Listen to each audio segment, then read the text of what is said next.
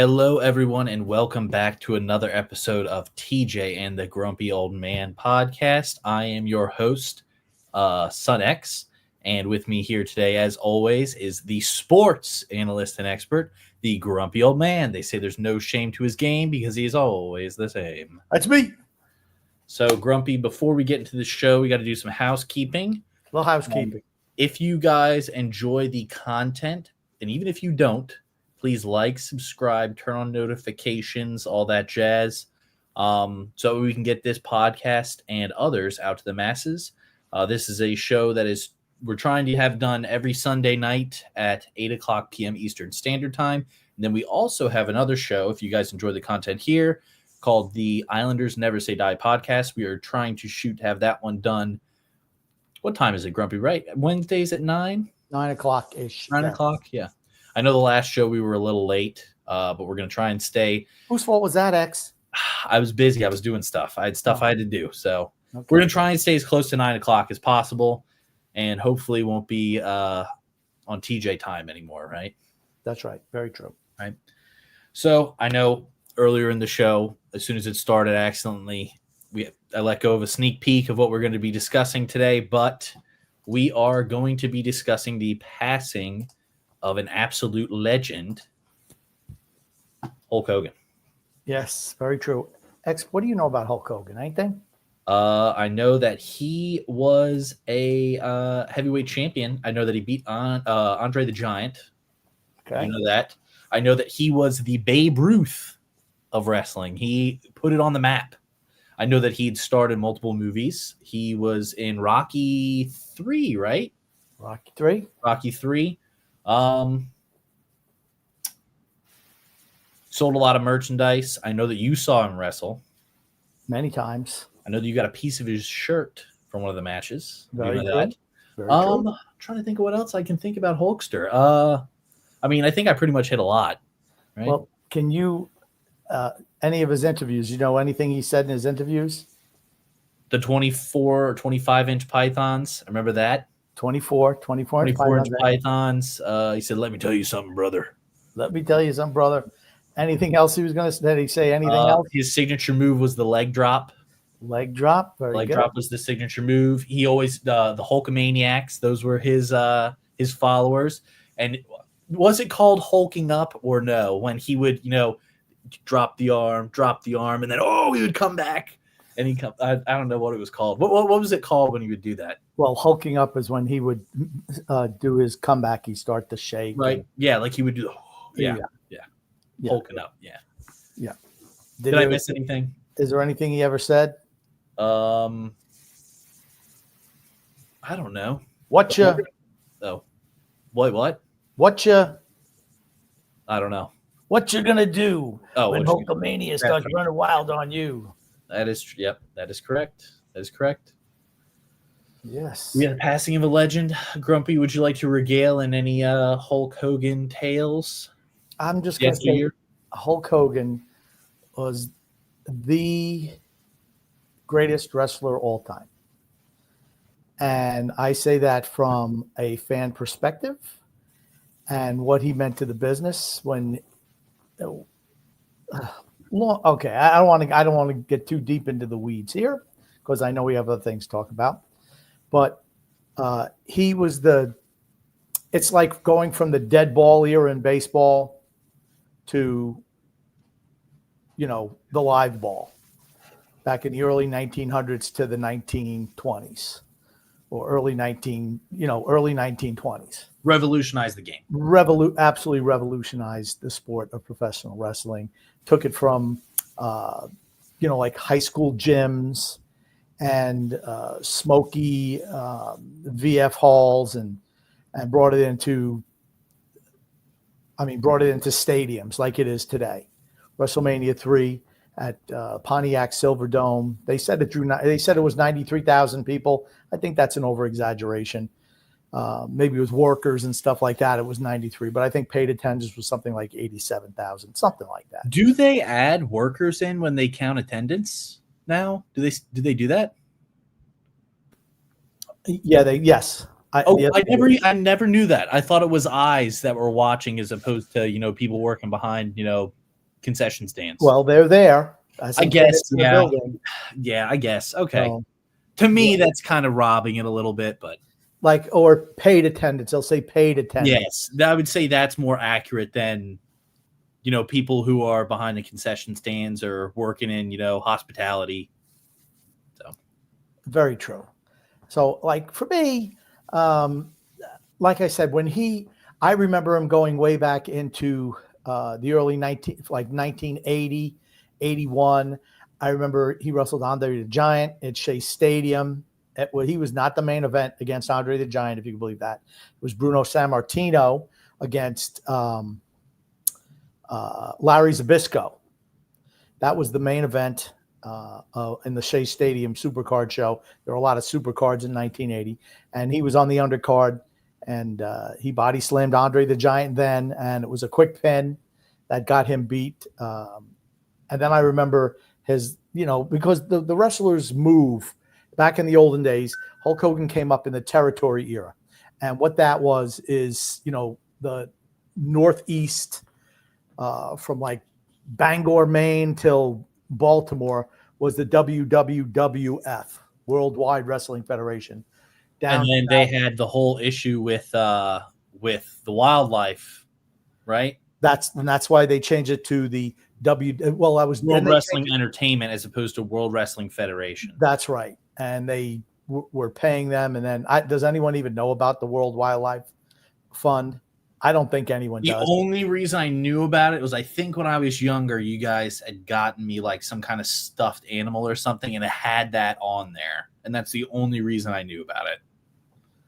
Well, and I think you had also told me the story as to why the WWF changed their name to WWE. Right. They were paying, in essence, the World Wildlife Fund to use their name. Yep. And then they determined it wasn't worth it. But World Wildlife Fund should have kind of stuck with that, because I think they got a lot more donations just for that, just people confusing it. Yeah. Than if they just would have went, the way that they went. That's neither here nor there. So, like I said, I remember, like I said, it was like the territory era, and Hulk Hogan wound up having an option. Sylvester Stallone's people saw him, and they said he'd be perfect for Rocky III, where they're going to have a charity match between Rocky and, Thunder Lips was the name of the Hulk Hogan character there. And you look at the size disparity. If you look at that film, huge. It's a compared huge to Sylvester Stallone. I mean, he looks like a skyscraper compared to him. Yeah. I mean, and he was big. He was big back then. He was like 30 years old, whatever, 29, 30, whatever he was, 30, 31 years old, whatever. That rocketed him. Vince McMahon Sr. did not want Hulk Hogan to wrestle in that movie. Did not want him to wrestle in that movie. Said, if you're a wrestler, if you want to wrestle in that movie, you're gone from here. Well, Hulk Hogan, and you could say a lot of things about him, he was an absolutely tremendous businessman in earning himself money. He said, well, he could get himself exposed to way more people being in a Rocky movie than just being in a regional territory, which they all were back in the day, right? The WWF was the biggest regional territory, being in the New York market, Philadelphia, Boston, but still it was a regional territory. So long story short, he leaves and he goes to the AWA, which was the American Wrestling Association, which controlled the upper Midwest area, run by Vern Gagne. And he was brought in as a bad guy, but it wasn't too long before the people just started loving him, because what was the one thing he was able to do? He was really able to talk. He had that. He had something you can't teach. He had charisma. He was also on an episode of Baywatch too. Well, that was later. He was on Baywatch. I mean, he was on the A-Team when Mr. T, when he had the WrestleMania 1 thing. But long story short, he got over big time in the AWA. And Vince McMahon at this time had purchased the WWF from his father, Vincent K. McMahon, and he was starting to try to gather up talent from the other federations. He wanted to take wrestling national as opposed to the regional things. And in essence, that's what he did. That's what he wound up doing. But he needed somebody who he could push nationally that could be a global face of wrestling. And it's so hard to do. They were talking about people like maybe Ric Flair, or Dusty Rhodes. And you've heard of Ric Flair, right, X? Yeah. What about Dusty Rhodes? Right, that's right. That's right. What about Dusty Rhodes? Yes, and then his sons Gold Dust and Cody Rhodes. Right, his son was Dustin Rhodes. Or yeah, and sorry, Gold Dust. Who was the other one? Cody Rhodes is Gold Dust kid, right? No, Cody Rhodes is Gold Dust's brother. Is Dustin Rhodes' brother? Oh, I thought it was his kid. No. Oh, okay. What's the age difference between them? I don't know, 5-10 years. Gold Dust looks way older than Cody Rhodes. Well, he's older brother. What can I tell you? I'm just saying. And so he was looking for certain things. Dusty Rhodes, he was overweight. He had the charisma, but he was older, and he didn't look great. Ric Flair, bad guy. WWE, always good guy. And it's always better to have a good guy champion. In the older days, it was better to have a bad guy champion in territories because you could go around. Every little area had their own baby face, so to speak. That's the good guy, and they have a heel champion. WWF and WWE was never like that. Their champion was always a good guy for the most part. It was from Bruno Sammartino to Bob Backlund, Pedro Morales. They would always have a little transitional champion in between, like Ivan Koloff or Stan Stasiak or the Iron Sheik. And he wanted Hulk Hogan in the worst way because he saw how over he was in the AWA. And Vince Jr. had worked with him before as an announcer, and they brought him back in January of 1984. And the rest, they say, was history. And if you didn't live during that time, I can't even tell you what it was like. Now, I've been a wrestling fan since I was, 10 years old, right? And when you watch so many wrestling matches, it takes a lot to get, ooh, man, the hairs are standing up on my arms. There are maybe 4 or 5 matches my whole life that I've ever seen that made that happen. And Hulk Hogan was in 3 of them. And if I watch them today, I still get that same feeling. When he beat the Iron Sheik in 1984, when he beat Andre the Giant at WrestleMania 3, which was just incredible. And then when he beat The Rock at WrestleMania 18. And wasn't that when he was with, what was it, New World Order? NWO, correct. Yeah. And that's what, like I said, he went from the WWF. He was a big champion there. And, but everything goes in ebbs and flows. He was at the top of the mountain for like 5, 6, 7, years. And then, his popularity fades a little bit. Yep. Vince wanted to recreate him. He tried numerous times to recreate Hulk Hogan because he liked big guys, big muscular guys. Why did he like that? Why was WWF wrestling or WWE wrestling more successful than NWA with Ric Flair or what they had, in other territories around the country? They always looked at really big guys. So they almost look like superheroes. They look like superheroes, and that's what he was building. But you want it to be where if you look at a guy like Andre the Giant, you look at him as like, oh man, nobody's beating him. Yeah. Where you got somebody like Ric Flair. He's maybe 6 foot tall. Yeah, and it's like, okay, he's anybody. And you look at today's wrestlers; they're all smaller guys. Yep, they've gone more to acrobatics and high flying and crazy moves as opposed to Right. There was a psychology to wrestling back in the day, and they were the best at it. They absolutely were. Vince McMahon was a marketing genius, but without Hulk Hogan, there is no. And I'm not saying WWE would have went out of business, but even though that's what Vince said, he mortgaged everything for WrestleMania 1. Every single thing, took second mortgage out on his house, everything. That show had to be a success. What I'm saying is that man Hulk Hogan took wrestling from the dark ages to today. That's what he did. He was on top for 20 years. Think about that. 20 years, he was on top in the wrestling landscape. He winds up losing to Ultimate Warrior. I just want to go back forth. That was the new ordained guy that Vince tried. That didn't work. Hulk comes back. He has another run at the championship. That's fine. But you could tell it was winding down for him in the WWF. It absolutely was. And then he brings in Lex Luger or Sid Vicious, a.k.a. Sid Justice, Psycho Sid, whatever. He was always trying to recreate Hulk Hogan. The thing is, you can have a guy who looks better than he does, maybe a guy who talks a little bit better than he does, but Hulk Hogan was the total package, and he had charisma that was just off the charts. He played, Real American was his theme song. Originally, it was a theme to Rocky III, which is a tremendous entrance song. That's when he won the world title from the Iron Sheik. That's what he used to come in. I mean, I got goosebumps listening to that, watching him coming down the aisle. It was incredible. We could not get tickets into that show. That sold out show, which only had a 2-week lead time.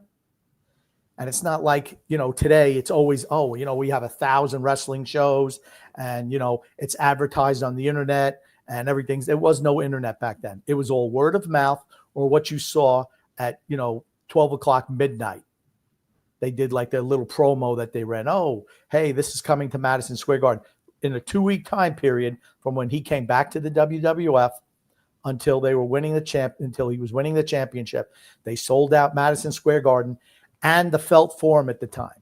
That's where we were, and we watched it in the Felt Forum. It was electric. It was unbelievable seeing him come in. And here's the thing. Everyone back then knew who Hulk Hogan was because he had been there 3 years earlier. WWF, when they had 1987, they had Andre the Giant against the Hulk. Once again, they tried to, whitewash all that history that they had previously because they had wrestled many times before. Hulk Hogan always said that the match that really put him over, Andre the Giant, is the one that he credits with really putting him over, passing the torch. And like I said, that was an incredible match at WrestleMania 3. Everyone says Randy Savage against Macho Man Randy Savage against Ricky the Dragon Steamboat was the greatest match ever. It was a good match. It was 15 minutes. It was good, but no one was there to see that. Everyone was there to see the Hulk and Andre the Giant. He was the main event in the first 8 WrestleManias. We have a comment here from the last real champion says, thank you, Hulk. Without you, WWE would certainly not be what it is today. Thank you for everything you've done in the business, sir. Rest in peace to arguably the greatest of all time, Terry Bollea. He was the greatest ever. There is no Rock. There is no Stone Cold Steve Austin. There is no John Cena. There is no Roman Reigns. What he did for the sport it's immeasurable, honestly. Immeasurable. He was known worldwide. Just look at it. You looked at the news, just regular news this last week. The lead of every news broadcast last week was Hulk Hogan dying. That's how big he was as a talent. It's just how big he was. So, Grumpy, on other news, look at who we have here.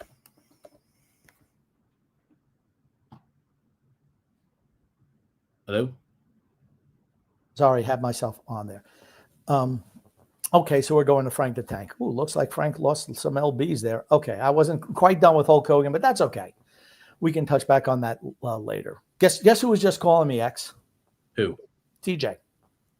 For what? I don't know. Okay. Well, he might have gone to voicemail. I don't know what he was doing. Yeah, Frank the Tank has lost quite a substantial amount of weight, Grump. Hey, congratulations to him. Seriously. Yeah, honestly, I think last time I remember we were discussing Frank the Tank, TJ had mentioned that he, I guess, went on a walking journey where he filmed himself walking every day. And I guess it's obvious that he's still continuing to do it, right? I mean, incredible job by him. I think that's just great. It's good news, positive news, right? Absolutely positive news. Yep. let's just touch on some of the comments that we have. Okay. Oh, this is also just related to the Okay, The Rock beat Hogan, not vice. Did I say that Hogan beat The Rock? I think you said that Hogan beat The Rock when he was with NWO. No, he did not. He did not. That was a symbolic passing of the torch from Hogan to The Rock. And he wound up getting over bigger than he ever had. So I just want to go back to where we were talking about Hogan. Eventually it ran its course. Vince McMahon wanted to turn him into like the Babe Ruth of wrestling by just having him be like somebody who wasn't on the cards all the time, but someone who would be like an ambassador for the WWF. That's what he wanted him to be. Hogan said no. He thought he'd be different. He went to WCW, which was World Championship Wrestling, formerly the NWA territory, which had Ric Flair and Sting and Lex Luger, guys like that, and Barry Windham, but a lot of great talent. And he went down there, and they had a bump, but like I said, the red and yellow had kind of slowed down a little bit, and Hulk was getting up. He was in his 40s now, and then they had the NWO angle where guys were leaving the WWF over guaranteed contracts, which they got in WCW, starting with Kevin Nash and Scott Hall, where the angle that Eric Bischoff put together was about, maybe they were invading WCW from the WWE. Maybe they were invading, and they just said, oh, no, we're not affiliated with them. But the way they sold it on TV is like, man, these guys are known as the outsiders. And for a 6-month period of time, might even been longer, they were building up. There was a third man of that group. Hulk Hogan was still the hero of the people, the red and the yellow. And then at Bash of the Beach in 1997, he comes out and turns heel. He leg drops Randy Savage, and the rest was history. The NWO took off and took over WCW. They wound up being the dominant wrestling promotion in the world at that particular time period, and they took over from the WWE. They just absolutely did. So what did Vince McMahon have to do? He had to create the Attitude Era. He had to double down. But they were on top of the TV ratings for 83 weeks, and they were getting like monstrous ratings.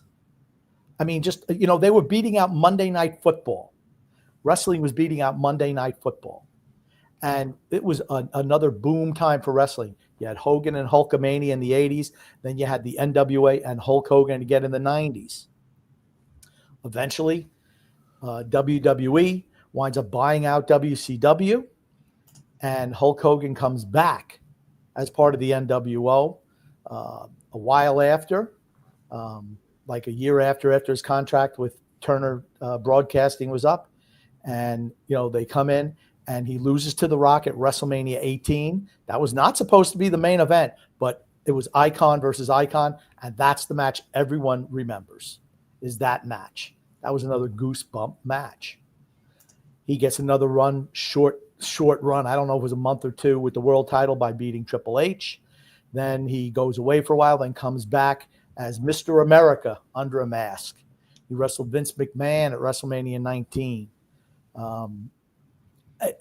There was no wrestler ever who had sustained greatness for the amount of time that Hulk Hogan did. When you think of, if you talk to anyone who doesn't know wrestling, you show them the headband, the blonde mustache, and the hair, and they think Hulk Hogan. When you ask them, name a wrestler, Hulk Hogan. That was his impact on the sport. And you're never going to see anything like it because times are just different. He wasn't somebody who they marketed him towards children in the 80s, but I remember there were grown men would jump out of their seats when they announced he was on the next card and rush to the box office to buy tickets. That's how big he was. I can't even, I was trying to think of something now that's like that. And the closest I could say was maybe a couple of summers ago with Taylor Swift. Maybe. But there's so few events and so few individuals who generate that type of excitement just by being them and who they are. Like when you think baseball, Babe Ruth. When you think basketball, Michael Jordan. When you LeBron think James. boxing, Muhammad Ali. Manny And when you Pacquiao. think, and when you think popular music, who do you think? Popular music, Yeah, Elvis, the Drake. Beatles, Michael Jackson, Drake. Drake. Okay. But when you think professional wrestling, it's Hulk Hogan. Yeah, I agree with you. I was just playing with you. I know you are. I was Any just Mount Rushmore, when it comes to wrestling, No, he absolutely is. He's It's- the number one. He's the it's- number one guy that you think of when you think of wrestling. if it's Mount Rushmore, it's Hulk Hogan and then everyone else underneath. Yep. That's He's like the George Washington of Mount Rushmore. and everyone who's in wrestling today, guaranteed contracts. Yep. Pay-per-views. Yep. Was all him. Vince McMahon was the promoter. Without him, it wasn't possible. But they needed somebody to strap the rocket to, and he was the perfect guy. And the fact that Vince tried over and over and over and over again, even with the same marketing that he had with numerous other guys, could never get it done because they didn't have what he had. That's what made him special. He was and will always be the man of professional wrestling, the incredible Hulk Hogan. Okay. All right. So let's get to some comments. Grumpy, we got from Ryan Richards here. We have What up? Is this Alex or I'm gonna say that this is Or Derek. probably Derek. Derek? What's wrong with that? Referencing Arsenal, it's got to be Arsenal. Okay. Gotta All be right, Derek. Derek Monroe, the last real champion. It says, what's our thoughts on Victor Gyökeres joining Arsenal? Gunners looking to win the Premier League at minimum this season. X, I'm going to let you tackle that one. What do you think? I like the signing of Victor Gyökeres. He scored the most goals last year in all of European football, but however, he did not play in a top 5 league. That's why he did not win the European Golden Boot. Still phenomenal player. Did it against Premier League teams in Champions League. I think that he's going to be successful if the pieces around him can feed him the ball in the right spaces. So I like the signing. I like him as a player. I wanted him to go to Real. Congratulations, Arsenal. You picked him up, and I think for a pretty good deal. I don't think you paid a whole lot for him. Do you think Arsenal is capable of winning Premier League this year? Injuries are always a thing with the sport, so you never know. But Liverpool has made a ton of signings this year to beef up their team. However, how does what's his face Konate play? Right? He obviously doesn't want to be with Liverpool anymore. Does he dog it out there on the field? I mean, he's their starting center back that they have, and it's very clear he doesn't want to stay there. Robertson is no spring chicken, but I think they picked up the Kirkes kid who's going to take over for the left back position. They got Florian Wirtz, who's a really good player. And then also Man City had a bunch of signings this year too. I mean, I think the only big splash signing Arsenal really had was Victor Gyökeres this year. I think they needed to make another move, in my opinion. Do you think that Man City bounces back and wins Premier League? I think that they have a very solid chance to next year with the fact that they beefed up their midfield a lot. I think they have a very solid chance to win. Okay. Because when I look at certain things, I always think that, Liverpool won last year. Was who was they were by far the best team in the league, by far. And who was their first year manager? What was his name? Oh God, I'm drawing a blank on it. Wasn't Arnie Flick. Slot. And a lot of times that you get that first year bump, right? I mean, because Liverpool is talented. They pretty much ran the same team from the previous year. They just ran it back, and they ended up winning. So. Right. But usually, they had a new system. Usually you lose a couple of guys, which they did.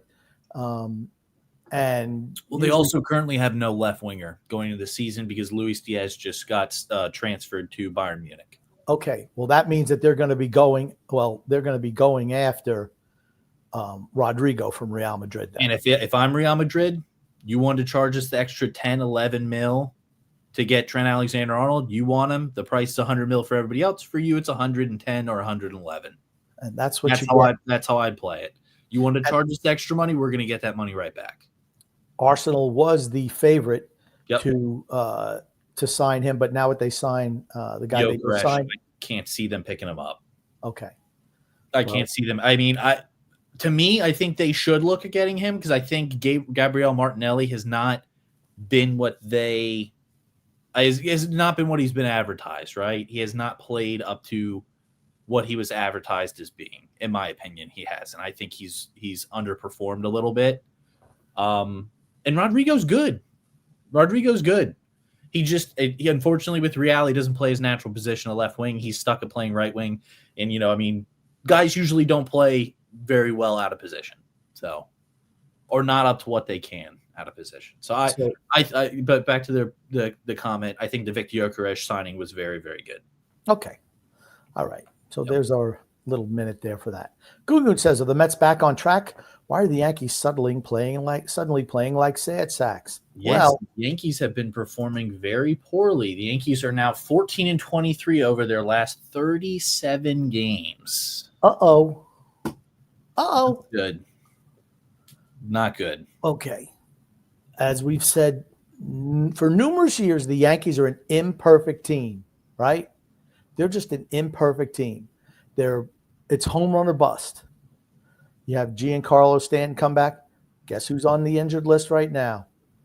Aaron Judge. Aaron Judge is injured as well. With some type of elbow issue. And yes, this also states the Yankees bullpen has allowed 68 earned runs in their last 85 innings pitched, a 7.20 ERA. Yes, this is a real tweet. And the Yankees had been pretty good, usually picking up relievers in the offseason and turning them into something good. I don't know what happened this year. I think Luke Weaver, they signed him to a contract extension. He's not been great.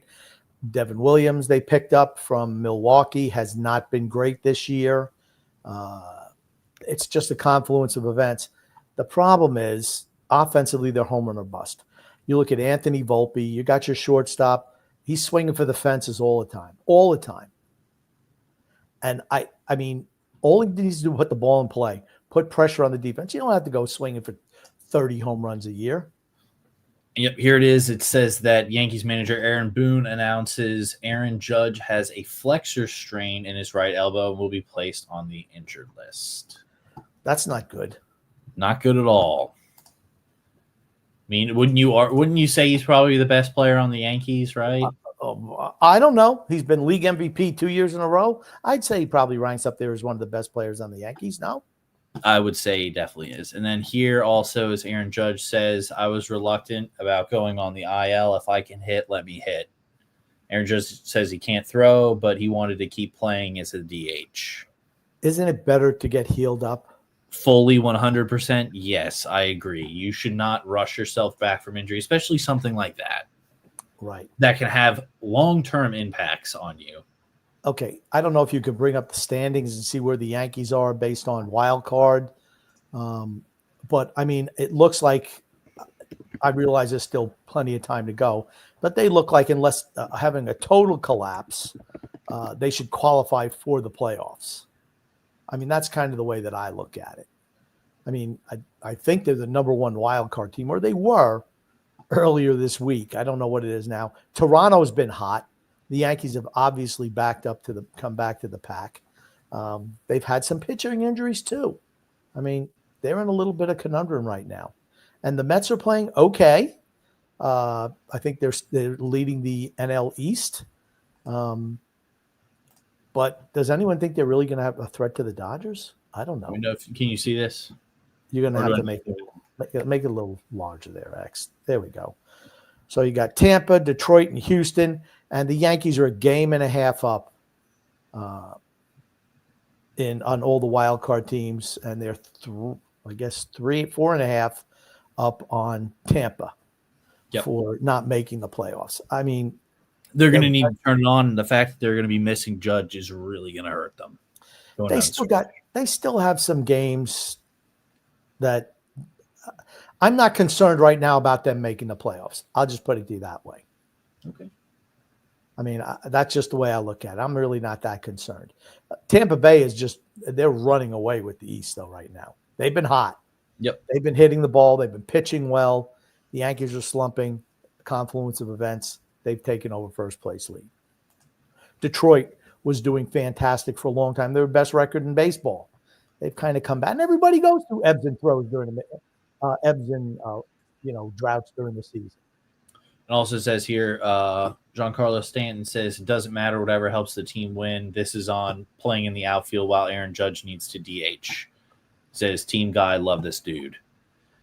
He says that he'll play outfield if it means the Judge can play and whatever helps the team win.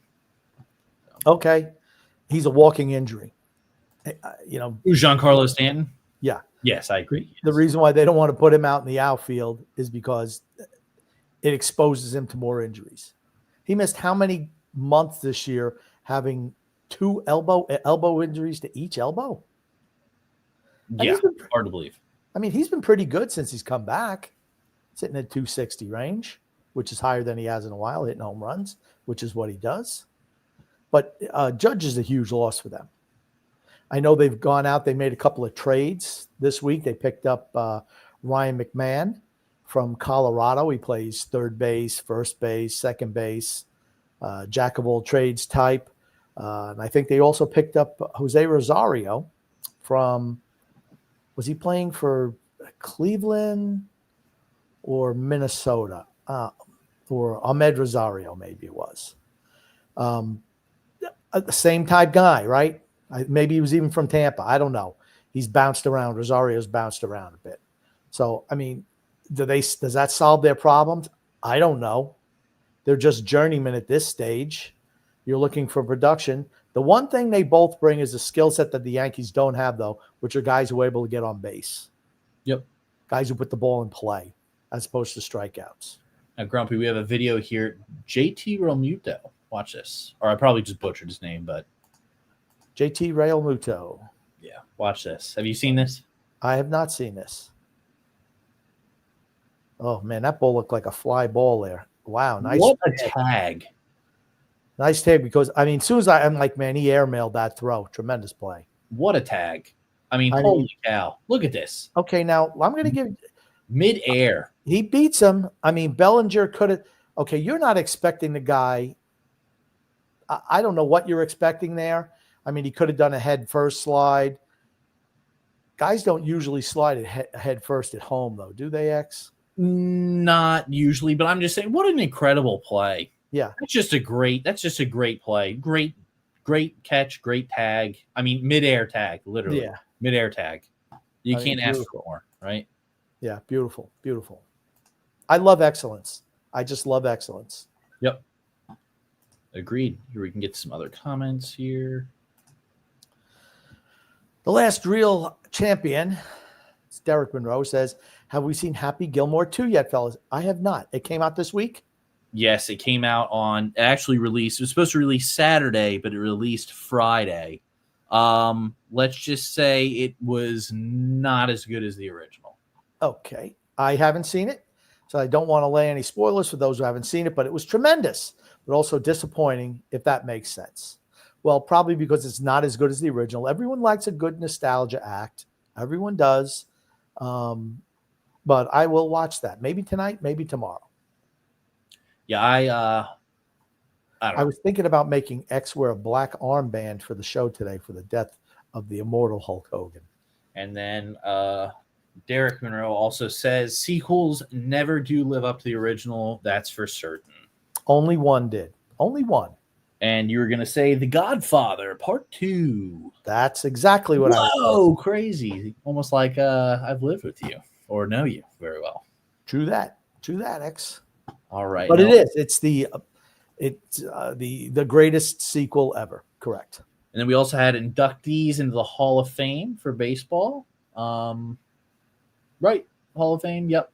We had Billy Wagner, Ichiro Suzuki, CC Sabathia, Dick Allen, and Dave Parker. Legends forever. What do you think? I think we talked about this at election time. Dave Parker. Should we start from the bottom and go up? Sure. Okay. Dave Parker, the Cobra, absolutely should have been a Hall of Famer. Tremendous with Pittsburgh in particular. Had a cannon of an arm from right field. He and Willie Stargell were just the most feared hitters on that Pittsburgh team for years. Then he went to Cincinnati. He was great there. Finished career in Oakland. Had some health issues in recent years. So glad he got inducted while he was still alive. super happy. Dick Allen, and that is not Dick Allen in that picture. That's probably his I think his wife. His wife, yeah. Again, fantastic player. He was Richie Allen when he played for Philadelphia. I remember him as Dick Allen playing for the Chicago White Sox. Tremendous one, AL MVP. Phenomenal player. Another feared hitter. No problem there. Okay. And I think he was in the veterans category, I believe, Dick Allen. Yeah. I don't know. And Parker might have been that as well. Might have been veterans category. Both well-deserved. And it makes you think, what are these sports writers thinking that these guys don't make it on the regular ballot? It's baffling to me, honestly. You look at, and Jim Rice, it took Jim Rice forever to get into the Hall of Fame. I don't even know if he got into the regular vote or was a Veterans Committee guy. But as I've said on this show numerous times, as a Yankees fan, I hated when Jim Rice came up. I was petrified when he came up in a big situation because for me, he was the toughest hitter for the Yankees to get out. He was a great, great ball player. Had a surly attitude. Maybe that hurt because you know what? Those writers really hold grudges. So maybe that hurt as well. But he was certainly, I'm glad he's in the Hall of Fame. Should have been earlier. CC Sabathia is an interesting case for me. I never viewed him as a Hall of Famer. One World Series, right? Yeah, but I never viewed him as a Hall of Famer. I thought he was good. I mean, he was a dominant pitcher for how many years? He pitched a lot of years. I remember he was with Cleveland, then he was with Milwaukee for a little while, then the Yankees. And I think the fact that he played for the Yankees helped him. Won a World Series with them. Absolutely. And he was, again, a guy that the writers liked. Yep. I'm just surprised that he was a first ballot Hall of Famer. I guess I would just, I never looked at, CC Sabathia, automatic first ballot Hall of Famer. I never viewed him as that. Yeah. Happy he's in. He's lost some weight since he was pitching. Absolutely has. Good for him. And I'm glad he got in, but I never viewed him as a first ballot guy. Never did. Okay. Ichiro Suzuki, automatic. The fact that somebody did not vote for him. And James Farrell also stated that CC Sabathia has 3,000 strikeouts. So that also probably plays a factor into him getting in. Okay. That's fine. I mean, like I said, all I'm saying is I never viewed him as first ballot Hall of Famer. I just never did. If you were a writer, you probably wouldn't vote for him, but other people do. So, and then Billy Wagner. I took away from Ichiro Suzuki. Ichiro Suzuki absolutely deserved to be in first ballot Hall of Famer. I mean, I don't even know. I don't think anybody has ever imitated his swing style, but it's so unique too. How old was it when he came over to Major League Baseball? Older. What, right. 28? 27, 28? Yeah, 27, 28. Okay. He still got 3,000 hits. He had a whole nother career in Japan. Yep. He could still play today if he wanted to. He was fast. It could almost impossible to strike him out. Not saying he didn't strike out. Always put a bat on the ball. He was wheels that you couldn't believe. The only thing he says, okay, he didn't hit 50 home runs, but he hit his share of home runs. Another guy was almost impossible to get out in a key situation. I can't believe there was someone who did not vote for him as a Hall of Famer. It's unfathomable. It's like, what are you thinking? Why is he not on your ballot? Tell me the reason why Ichiro Suzuki was not on your ballot. He played well against my favorite team. I don't like him. I'm telling you, that's why. That's what people think. They get pissed because this player went ahead and beat their favorite team or got a hit off their favorite pitcher, and that's why they don't vote for him.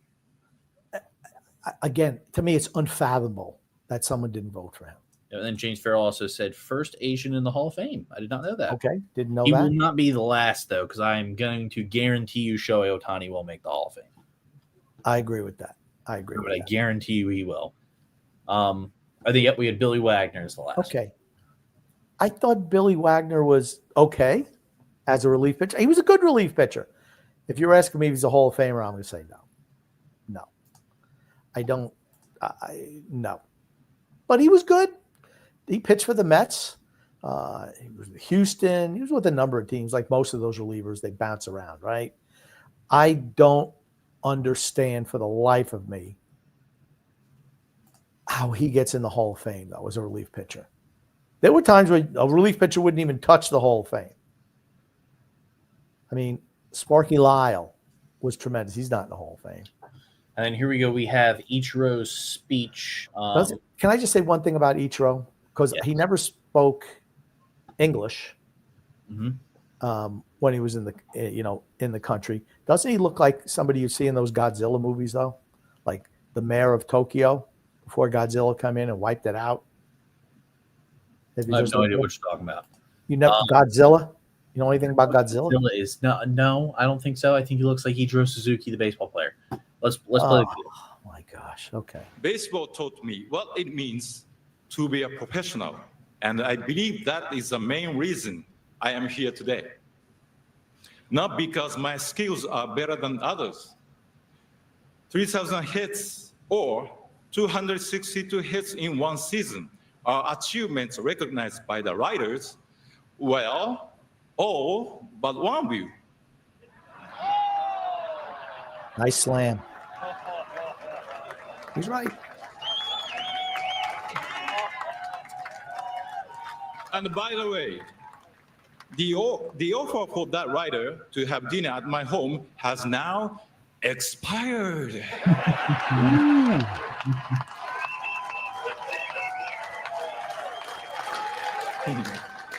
Must be his wife. And yep, that was pretty much that right there. It's interesting to see all the different variations of the Mariner hats and logos. Yes, it is. Yes, how they've progressed over the years. Yeah, it is interesting to see that. Yeah. Different colors, too. Yes. Different colors.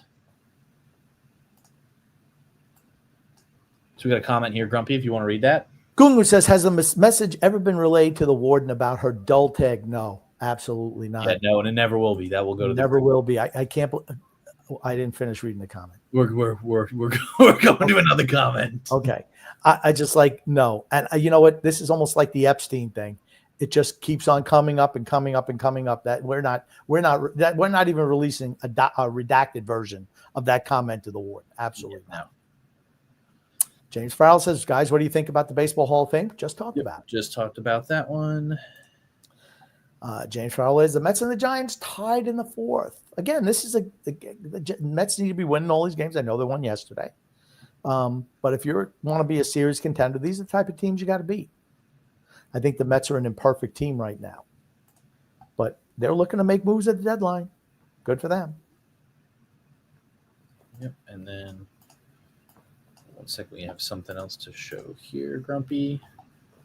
This is here. Cal Riley's 41st bomb is tied for the most in a season by a switch hitting catcher in MLB history, and it's still July.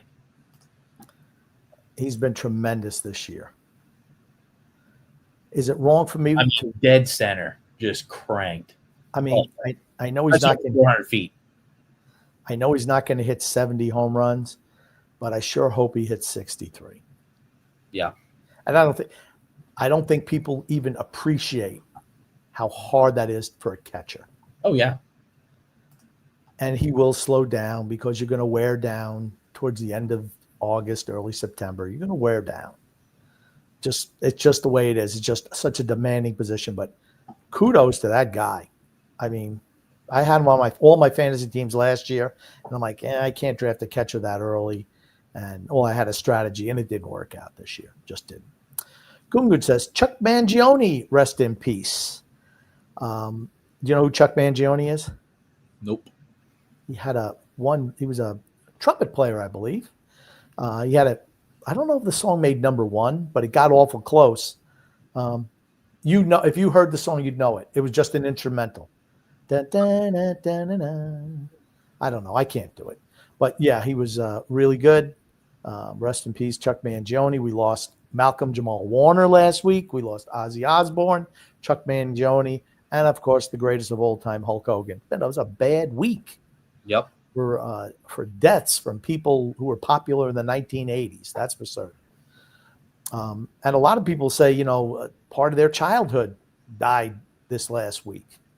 So interesting. As a loving tribute, how about Son X pulls up the short version of Feels So Good? That was the song, Feels So Good. And Trumpy can air flugelhorn along. I don't know if we play the song, if it's going to get copywritten.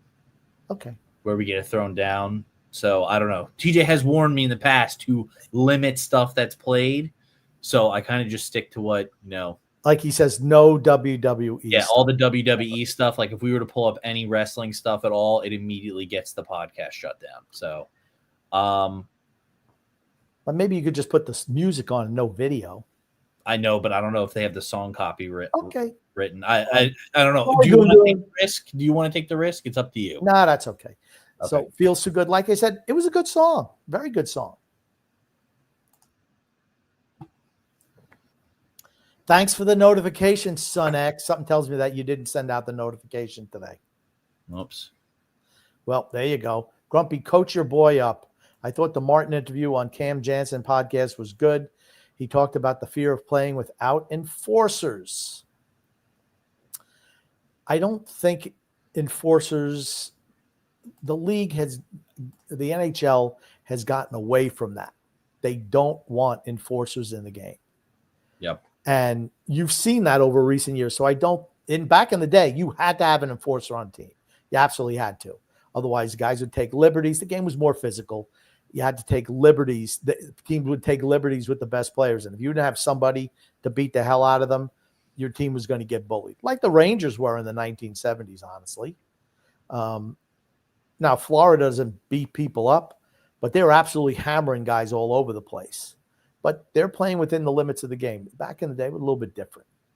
But I don't think enforcers – the NHL has virtually eliminated or made it almost irrelevant to have enforcers in the game. You have guys like Tom Wilson who can fight or could fight when they were younger. But the Mick Vakotas of Dave Tiger Williams or Dave Schultz, Don Selesky's, those days are over, and they're never coming back, unfortunately. James Farrell says, Frank the Tank looks like two different people. Yeah, kudos to Frank the Tank. That he does. He does look like two different people. Good for him. We can make fun of him, but good for him. Okay, I cannot read this. Yikes, says Dove Kleiman. DMs have leaked showing former Memphis defensive back Taj Rahel allegedly sending UTSA QB Owen McCown their team's playbook before their game. UTSA ended up winning the game 44-36. This isn't good if true. And here are the alleged messages. I guess here are the two playbooks up top, and it says, here you go, though. It says, that's all the signs, and then I guess sent 4 crying faces like they can't believe it. And then it said, far left is the coverages. I'll send you better list showing you the call, but they run quarters, and none of their safeties can cover, by the way. No reroutes on the slot. The field safety is the weakest link in the defense. His hamstring is hurting. So not only did he give away the playbooks and the play calls, he also was giving medical diagnosis of players who were injured and who to target on the field with what injuries they had. Is this guy still playing college? I have no idea. I'm going to say it's a big red flag, though. And probably if he's playing college, defensive back. Yeah, I was going to say if he was still playing college, he'd be gone. And he should be. Yeah. Oh, absolutely. You can't. I mean, it's. What are you thinking? I don't know if he was drafted or can continue to play football, but that's not a guy I'd take on my team. Absolutely not. I would not touch that guy with a 10-foot pole. And just before I forget, we were talking about the Stewart guy who was drafted by Cincinnati. They have agreed to terms. Oh, there we go. Okay.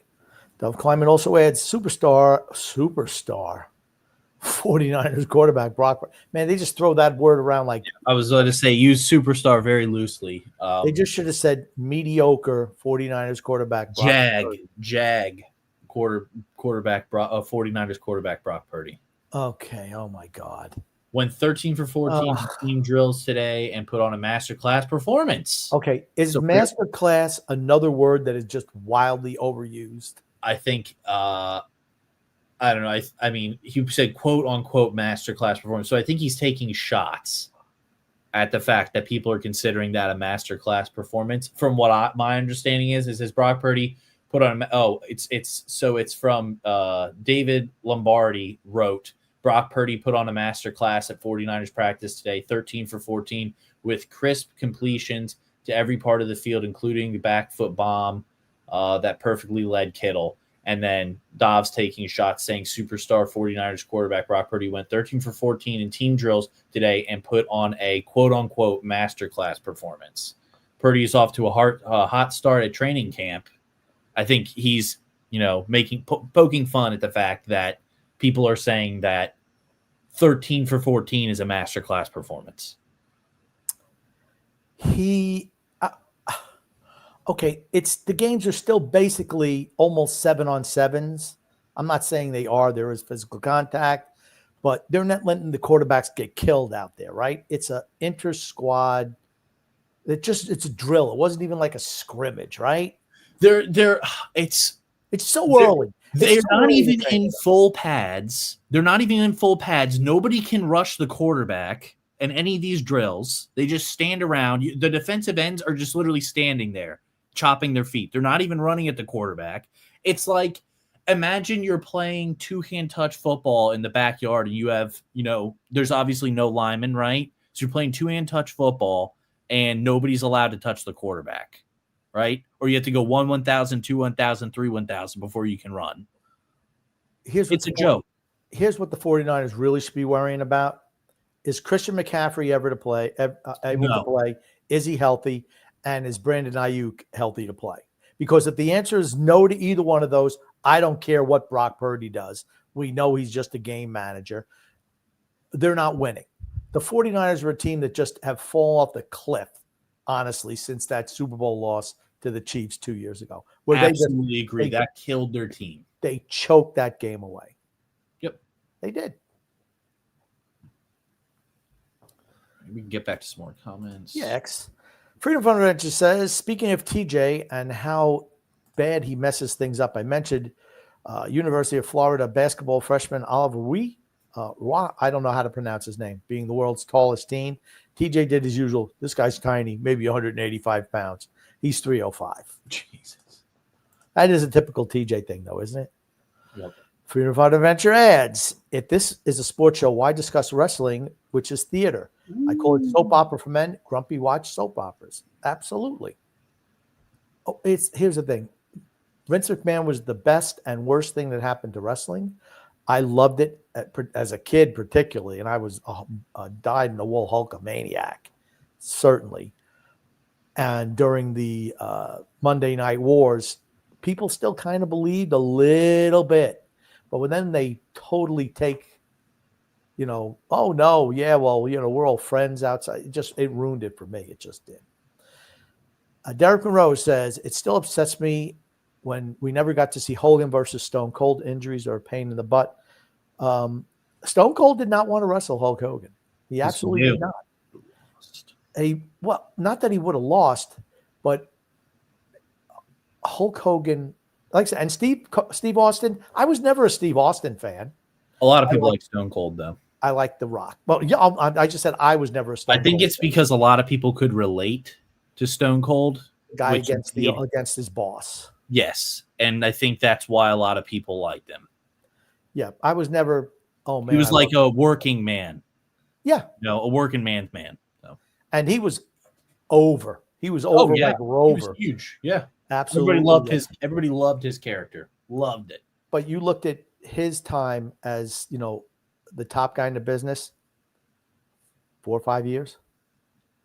Yeah, that's it. Then injuries did him in. Yep. Originally, it was supposed to be Austin versus The Rock. Yep. But Austin, he didn't want to do it. I guess he was afraid. These guys are all. it's laughable. You hear a lot of critiques about Hulk Hogan where it's, oh, well, he was a backstage politician. He protected his spot. Everybody protects their spot because they're independent contractors. If you're not at the top, if you're at the top, you want to protect yourself because you get paid. You get the most money. That's right. That's how you get paid. Where your placement is, yeah. That's how you get paid. When you are the man, you get paid the lion's share of the money. Hogan's contemporaries all mentioned they all wanted to be on Hulk Hogan cards. Why? Because when he was there, it was a guaranteed sellout, and their payouts were twice as good than with somebody else on top. Stone Cold did not want that to happen to him. And all these guys are all, and I don't blame them, very protective of their spots. One guy, not so much like that, The Rock. But maybe it's because he had so many outside things also. I think that's the exact reason why is he knew he had a different avenue that he could go down to make 10 times as much money as he was going to make wrestling. But he also came from a lineage. High Chief Peter Maivia was his grandfather, and Rocky Soulman Johnson was his father. So, he kind of knew what the wrestling business was about before he got into it. He had no problem wrestling Hulk Hogan because he knew it made him bigger. But here's the thing. In that match, Hogan went in as the heel. Rock was the favorite. And within 5 minutes, Hogan was the favorite and Rock was the heel.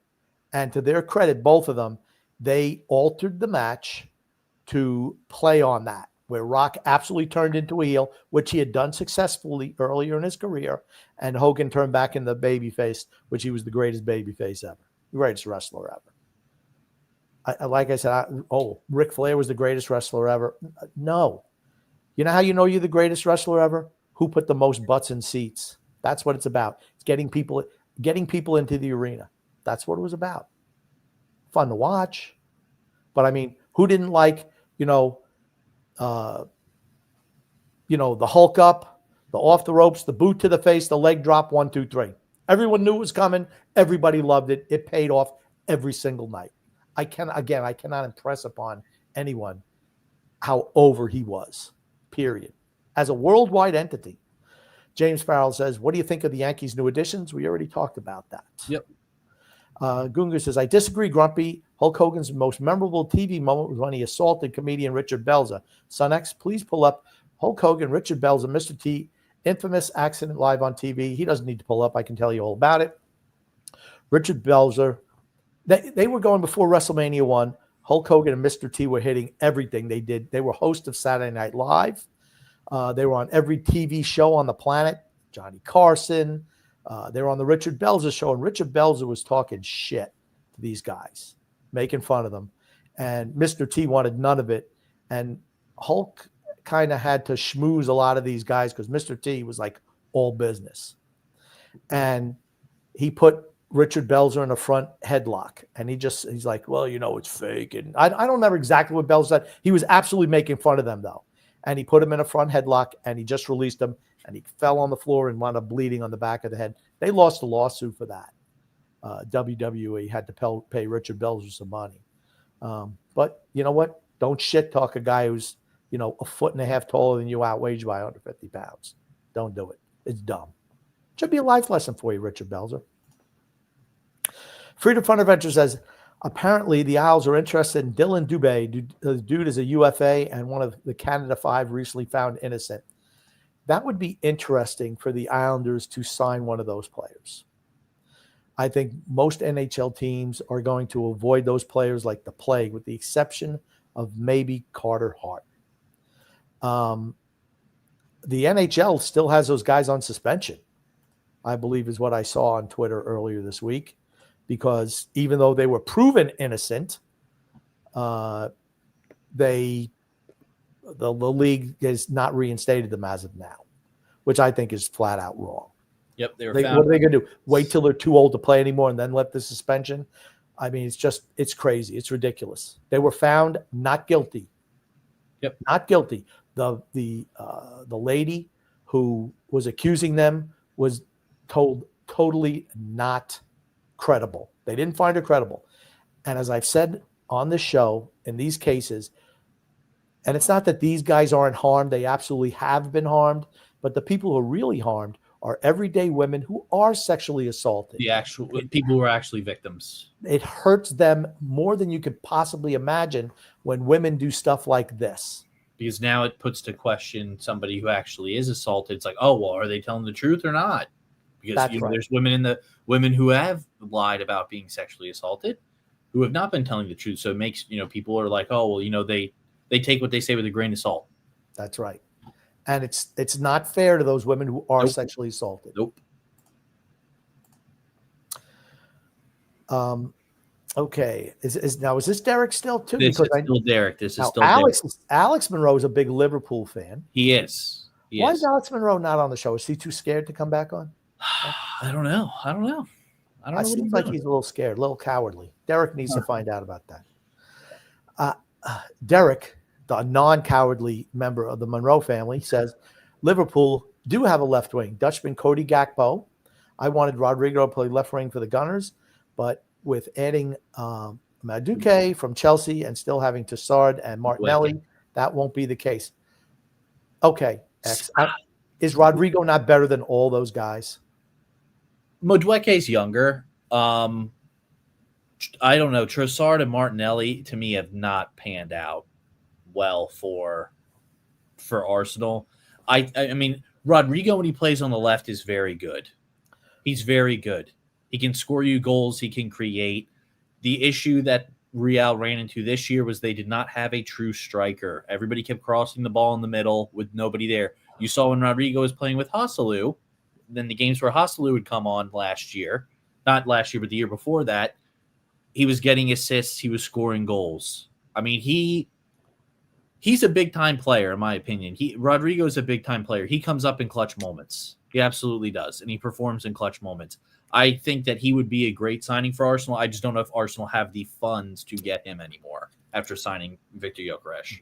To me, I would drop Trossard and keep or whoever's going to give you the most value, either Trossard or Martinelli. I would drop that player and pick up Rodrigo. That's what I would do.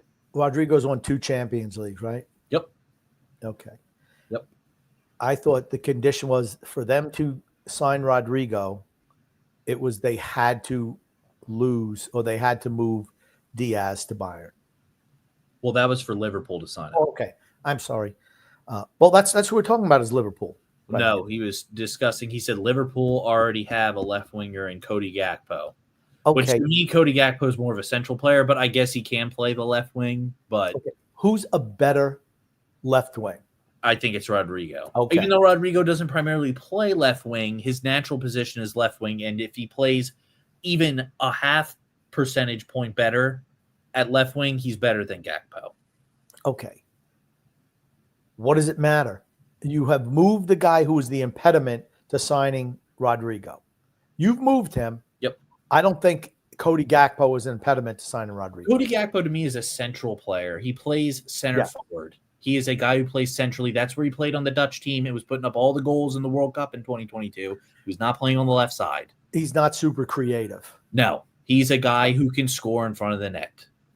Okay. You need guys like that. To me, Gakpo's best centrally, and you got to get a left winger now with Luis Diaz gone. That's just James Farrell says, remember the Yankees are missing 3 starters. Yeah, it hurts. About why they're performing poorly. But usually they don't win because they don't hit in big moments. That's why they get beat. Freedom Fund Adventure says the Islanders hired a new equipment manager from the Lightning. Were reports of problems last year and important to have guys properly prepared and cared for. Do a series of shows on all the stuff TJ has been wrong about. Man, Darsh does have Paul Grump. Yeah, he got an equipment manager. I mean, how tough is it to measure a guy's skate size and shoulder width? Mario Vargas says Real American was originally the entrance song for the Rock and Roll Express. No, it was created by Jim Johnston for Hulk Hogan. The Rock and Roll Express used to come in with Rock and Roll is King is a song that they came into. That was the one. They were huge over in the NWA as a tag team of Robert Gibson and Ricky Morton. But I mean, honestly, like Ricky Morton, it's like 5'6". He's small. That was the problem with the NWA, tiny guys. They were great, wrestling between the in the squared circle. NWA or NWO? NWA, National Wrestling Alliance, back in the 80s. Okay, gotcha. I mean, and Ricky Morton and Robert Gibson were over again as the Rock and Roll Express came up from the Tennessee region. But, they were smaller guys. I bet they didn't weigh between them 350 pounds between the two of them. But they were believable because of the energy they showed. They were bump machines for certain. Freedom Fund Adventure goes, Darsh is doing a fantastic job of managing the roster and contracts. Much better than Grumpy managing his boys. In the next 2 years, he can trade Lee, Pajot, Pulak, Pellick. Who the heck is number 4, X? Is that D'Angelo? Are they making him 4? 34, 24, 18, 11. Hike, Druan, and the left defensive prospects. They can't move everybody. They can't move keep some players. Yeah, they can't move everybody, though. They're going to move some guys. They can't move everybody. Freedom Fund Adventure says, of course, you love seeing excellence, Grumpy. Don't see it from TJ or X. Yeah, it's tough. It's very difficult. Freedom Fund Adventure says, excited for the Young Guns 3. Focuses on the story of Billy the Kid. Died in, was it Waco or Waco, Texas, after World War II. I never saw the first Young Guns movie or the second. I never saw either one. I don't think I've seen them either. I cannot comment on that. Sorry. Here we go. From Nick Walters saying, Christian Wilkins reportedly had an incident with a teammate that led to his release from the Raiders.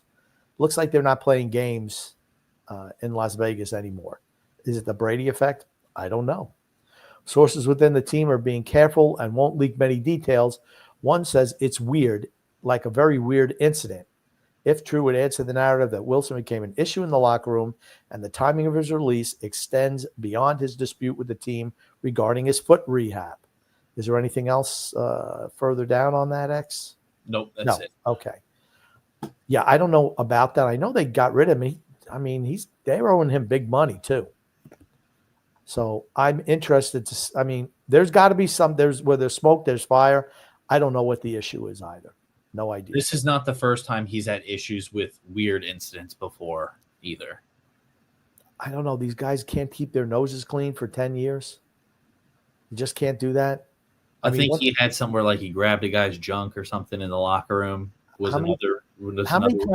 How many times do you have to do that before you realize? Because I'm sure it came up for, hey, stop doing that shit. Yeah, probably did, but he just I don't know. I'm not going to go ahead and jump out and say, oh, this is exactly what he did. I just know in the past he had an issue like that, which was another weird incident, and then it seems like now this is the second time that there's been a weird incident that's occurred. So maybe it's not so weird and it's something that he does. But I'm not going to say that that's exactly what he did, but regardless of what he did, no better. If you're doing something that it comes to management where people are saying, hey, this guy's doing this shit to me, they're talking to him about it, or somebody's talking to him.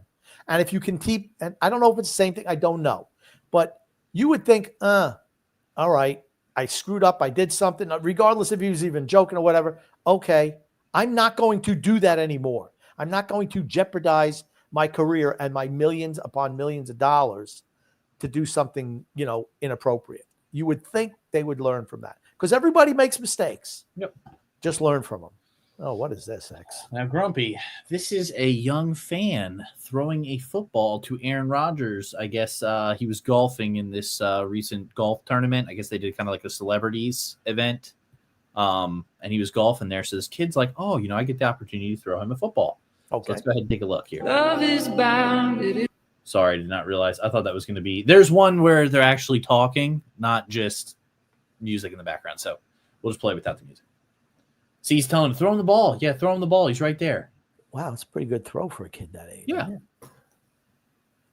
I don't know how far it went. It looked pretty good. Will Rodgers throw a ball back or punt it into the stands? He looks right at the kid and throws it into the stands. What a scumbag. Okay, I'm going to say this kid's got I was impressed with the kid's arm. Do you want to watch it again? Yeah, can I see that? I mean, just roll it all the way through here.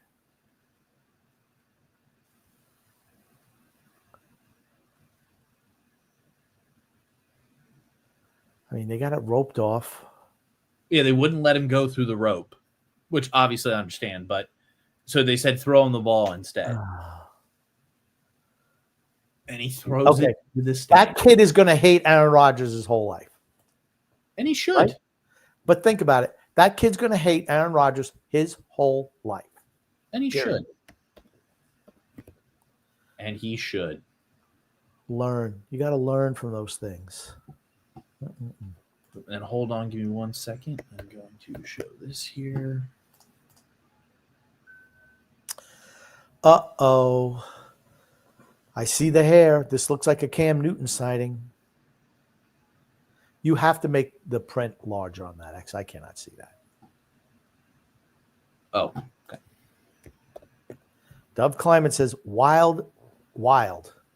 Cam Newton says he would rather have a league MVP trophy over winning a Super Bowl. Well, he got his wish. What's more important, impact or championships? Brad Johnson won a Super Bowl. Trent Dilfer won a Super Bowl. Nick Foles won a Super Bowl. I'm taking individual success because I did my job. Cam says his personal awards matter more than rings. Is there any wonder why I always thought that he was not a good quarterback? And certainly not a team guy. Absolutely not. I'm not saying the Panthers were good in that 15-1 year. I thought their stats were wildly inflated due to playing the weakest schedule in the history of the NFL. I know I'm exaggerating, of course, but they had a pretty breezy schedule. I think they only played maybe one or two teams all year that had a winning record. And when he didn't go for that ball in the Super Bowl, that's what everybody remembers Cam Newton for. It's not for that regular season he had. It was for the fact that he did not go for a fumble in the Super Bowl. Yes. Would not sell out. And that tells you all you need to know about him, right? Would not sell out for the team. I'm not going for that. I might get hurt. It's more about me. It's about me. It's not about the team, not about winning Super Bowls. And it's a shame because his insight on the NFL is spot on a large number of things. He's really knows what he's talking about when he's talking about NFL players and stuff like that. But that says all you need to know about him as a player and as a person, honestly. Sorry, Cam. Sorry, Scam. Yeah, to me, individual accolades are not as important, at least in the NFL. It's a team sport. Individual awards, I mean, it matters whether you win a Super Bowl to me or not, as to cement your legacy. I agree. Great. So, 100% agree. that's just me. Here we go. Get some more comments here, Grumpy. Gunga says, Grumpy, you mentioned that Dave Parker got inducted while still alive, but he died on June 28th. Was that not Dave Parker? I don't know. Okay, it was so small. Okay, he was great job, dipshit Hall of Fame voters, for waiting so long, and it took too late for the Cobra. Harold Baines rules. Okay, well, I'm a dipshit too because I thought he was dead, but I thought that was him. Again, my eyes be damned. I thought I didn't realize he was still alive. I mean, I thought he was still alive after looking at that picture. I thought that was him. Great player, though. My bad. James Farrell says Wagner is the 8th reliever in the Hall of Fame. He's not the 8th best reliever in the history of the game. He's not. Was Mariano Rivera unanimous selection? Yes. In the Hall of Fame? I don't know if he was unanimous. I know that he was first ballot. I do know that. Okay. And Mariano Rivera was great, but he was a one-inning guy. Pitched one inning. Just a one-inning guy. Goose Gossage was better. Raleigh Fingers in the Hall of Fame was better. Sparky Lyle, better. Now, Mariano did it for a long period of time, and I'm not saying he wasn't deserving of being in the Hall of Fame, but as a first ballot guy, I think he was unanimous. Interesting. JP says, this might be the year the Mets make a serious run. Went to Citi Field last Monday and afterward got dumplings on the corner of 36 and Prince. Both Citi Field and that dumpling place are great. I've never been to Citi Field. Went to Shea hundreds of times. Not hundreds. Many, many times. James Farrell says, I'd never heard of the Hall of Fame till 2001 or the Marlins, LOL. Sorry, I'm trying to search something real quick. JP says, I hope my guy Bob Backlund, who was the real deal, gets as much pub after his passing than Bollea will. Backlund's run of 6 years as WWF champ. It was actually 5 years and 10 plus months. And I like Bob Backlund too. Really nice guy. Met him. Really nice guy. He will not get that type of reaction. And people forget, Bob Backlund was seriously over when he won the championship. But come year 5 until his end of his reign, or maybe even the end of year 4, he was getting booed with regularity. He really was. And like I said, fans just, they turn on you. It's not like he changed. People get bored after a while. Oh, same old, same old. I want to see something else. Bob Backlund, great person. What a nice guy. Super, super nice guy. But he does not have the reputation of Hulk Hogan. Never will. He doesn't even have the reputation of Bruno Sammartino. And he was nicer than Bruno was. That much I can tell you. Freedom Fun Adventure says, next time I am aware the warden is around, I'm just going to bring up the dull robot so that donut stealing son X can finally face justice. He was over here today, X was, and the first thing he did was use my toilet and eat. Go to the bathroom. Sorry. He only lives around the block, and he couldn't go to the bathroom there. I think we had plumbing issues, clogged toilets or something. I don't know. After X shows up. And he just eats he's like a horde of locusts all by himself. A horde of locusts. James Farrell says, guys, makes me nuts when a man on third and the next batter hits the infield, he comes home. Why? For example, show the play in the Met game tonight. I don't know which play he's talking about. Not see the play in the Mets game tonight. I can try and look it up. X, as a former baseball star yourself, does it make you nuts when a man on third and the next batter hits the infield, he comes home? Well, maybe it's a hit and run. Yeah, I would say, if it's a designed hit and run, if he hits it in the infield, then it probably just didn't pan out. If you have if the infield is in, they're running on contact. Yeah. Yep. That's what they're doing. You're not going to be glued to the third base. They're hoping, you hit the ball hard, you find a hole. Because the closer you are in, the easier it is for you to hit a hole in that infield. If it's hit right at somebody, that's what it is.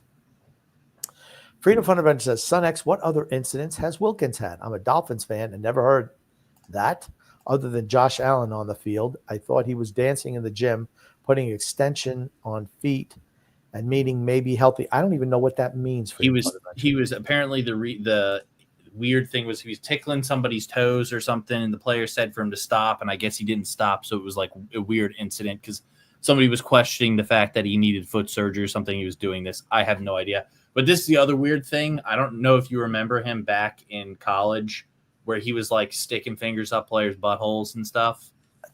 Just watch.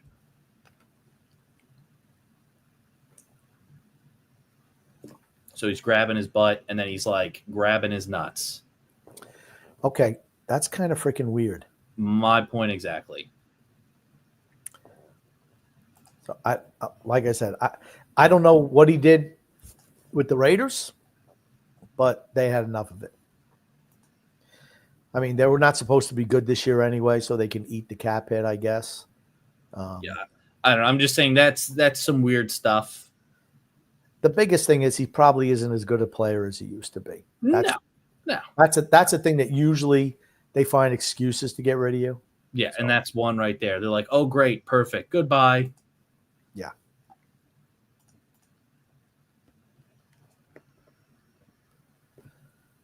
Okay.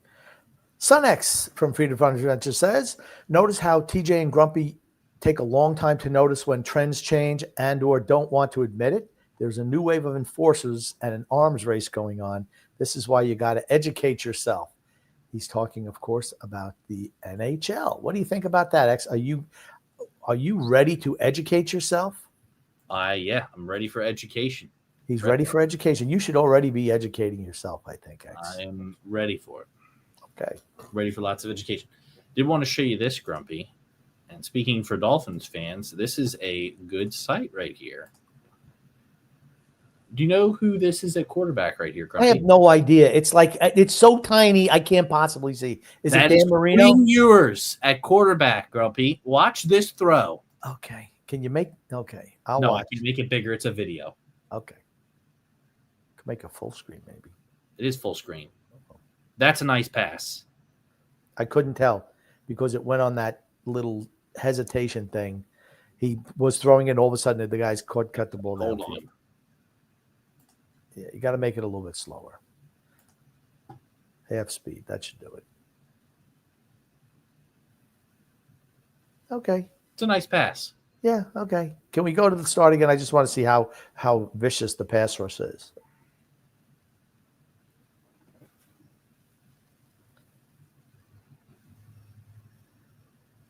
All lined up. Let's see how hard they're going at it from the linemen. Okay. They're going at him. All right. Well, it But tells again, no pads. tells you the Dolphins are going to be real good this year. I will say one thing though. If he keeps making throws like that in real game situations, I think you can move on from Noodle Brain. Okay. Okay. All right. I'm not touching that yet.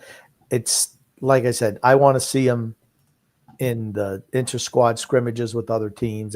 That's how you can really tell who's So that's playing. what I'm saying. If he continues that in full pads and in practice, you can absolutely move on from Mystic Concussion. Okay. And to me, he's a freaking idiot for continuing to play. Okay. That's fine. So let's go back to some more comments here.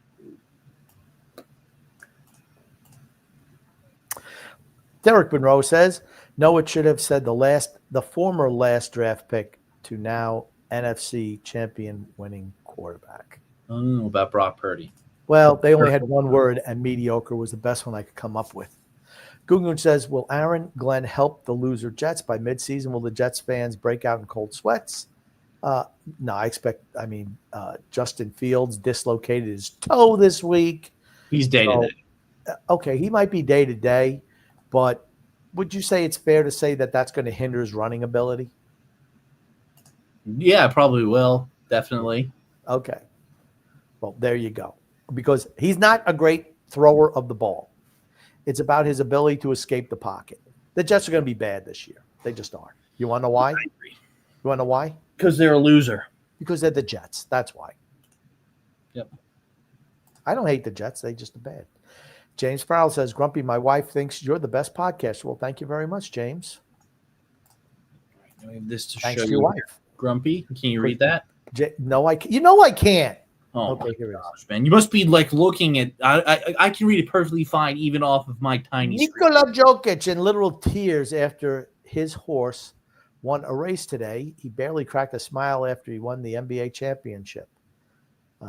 Bro, really don't care about basketball. I don't think. Have you seen Have you seen the interview that he had when he won the NBA championship? He was pretty static. Wasn't his family there with him too? All he cared about was saying, "Oh, it's good. Now I can go back home and hang out with my horses again." Maybe he likes. I don't know. Look at the way he's acting here. So this is his horse winning a race, right? Look at him. He was not like that when he won the NBA championship. No, he was not. I agree. But I don't hear him talking. Let's see what he does. Okay. Oh, my goodness. He's hugging a horse. Is it the horse he's hugging or the driver? I think it was the horse he was hugging at first, and then he was hugging the driver. Maybe he's part of that. Oh, my goodness. Lifting up the. This is more than he celebrated with the Nuggets. I think that is true. Something else is going on that we're not aware of. He cares more about horse racing and his horses than he does about playing basketball. It's very obvious. It's like Gareth Bale caring more about golf than But winning. think about how ridiculous that is, that he doesn't even really care about playing basketball, and he's by far the best player in the league. Maybe he doesn't care for his teammates. Wouldn't you think he would care when he won an NBA championship, though, regardless of the teammates? When you're winning, you're the best team in the league. You're one of the best players in the league. You're the best team in the league. You don't think that he would care about that? It's not about him at the racetrack. I think maybe I don't know. I'm just saying maybe he's just very guarded when he deals with the press and stuff like that. Is this in what country? Is this in the United States or No, I'm sure it's back in, where is he from? Serbia? Serbia?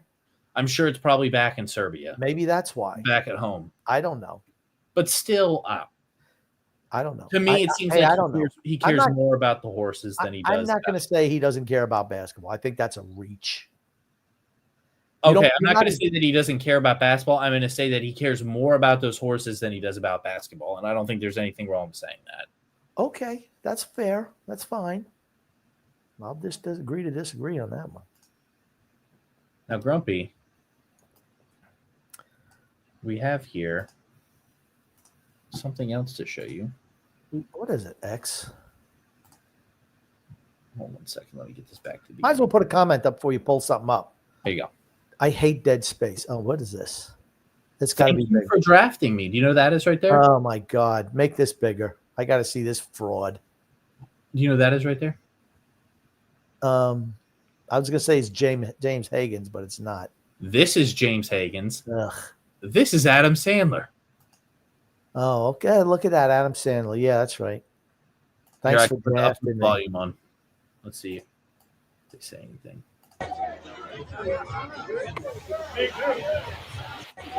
You can't really hear anything, but I'm going to say, you know what, having Adam Sandler as a friend is a good thing. Oh no, it definitely is, and not because he's a powerful guy in Hollywood, but he's loyal as hell. He is. All of his friends. That he is. He's going to be disappointed in James Higgins, so I just have a feeling. Okay, we'll see. Freedom Fund Adventure goes, Grumpy, I grew up in Daytona Beach. Many of the wrestlers live there. Managed the gym, Kevin Sullivan, Dusty Rhodes, Macho Man, Triple H, Hogan sometimes, and many others. Most are very nice guys and have no problem. Most of them are really nice people. I mean, a lot of the even the bad guys, they just play a bad character, but they're nice guys in real life. Florida Championship Wrestling was a hotbed in the 70s. It really was. And a lot of the guys lived there. Hogan had a lot of those guys hadn't moved down to Florida in the Clearwater, Tampa area. A lot of them lived down there, still to this day. Freedom Fund Adventure says, Grumpy, next time in Orlando, Full Sail University films WWE events on campus, great atmosphere, and great access to the wrestlers. There you go. And usually I think their training ground is there. That's their training, whatever it is, NXT, whatever it was. Drew says, breaking news, the Yankees suck. That's a bold statement. Freedom Fund Adventure goes, on the possible Dubé signing, I'm not certain the Islanders need another center or even a forward, but always good to have assets and competition. If the kid can play, why not sign him? I just think there's not going to be a rush from teams to sign those guys. I think the NHL has I don't think they're welcoming them back with open arms as of yet. Gungun says, how is TJ enjoying his retirement thus far? One day, will Son X be a star? Son X, you going to be a star? Wow, he's already practicing his star thing. Look at that. He's got stars right there. Stars on his shirt. Look at that. And right. TJ is not retired. Oh, from this show, he's retired. He still tells us what to do. He still does. His tyrannical ways can only be controlled so much. Very true. Freedom Fund Adventure goes, Grumpy, Iron Claw was a really good wrestling movie on the Von Erich family. The thing is, I know the real thing about the Von Erich. This just kind of scratched the surface. And it completely left out one of the sons. It left out Chris Von Erich. Honestly, that should have been like a mini series. Yeah. And the guys, Zac Efron was in the movie. They're so small. They were big guys. They were all big guys.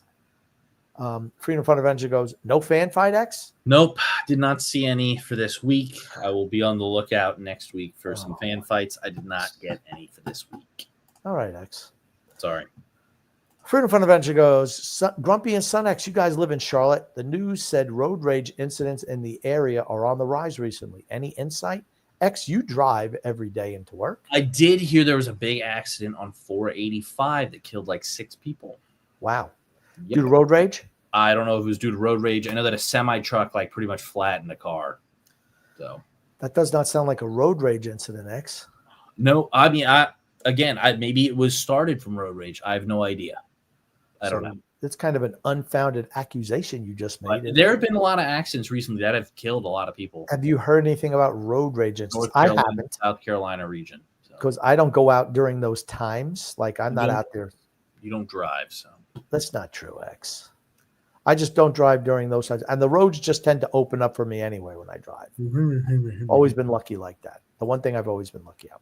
JP says, Shea was great too, but it was a dump. It was. I also have a lot of memories there too. Yeah, I mean, the bathrooms would overflow. Yeah, it was dumpy. But you know what? Some of those dumpy stadiums are, great just for the ambiance. They still smell like hot dogs, like in the middle of February from the year before. Something to that. The smells of a game. And I'm not talking about the overflowing toilets. Goon says, should Jerry Mejia be forgiven? Is Phil's facts data-driven?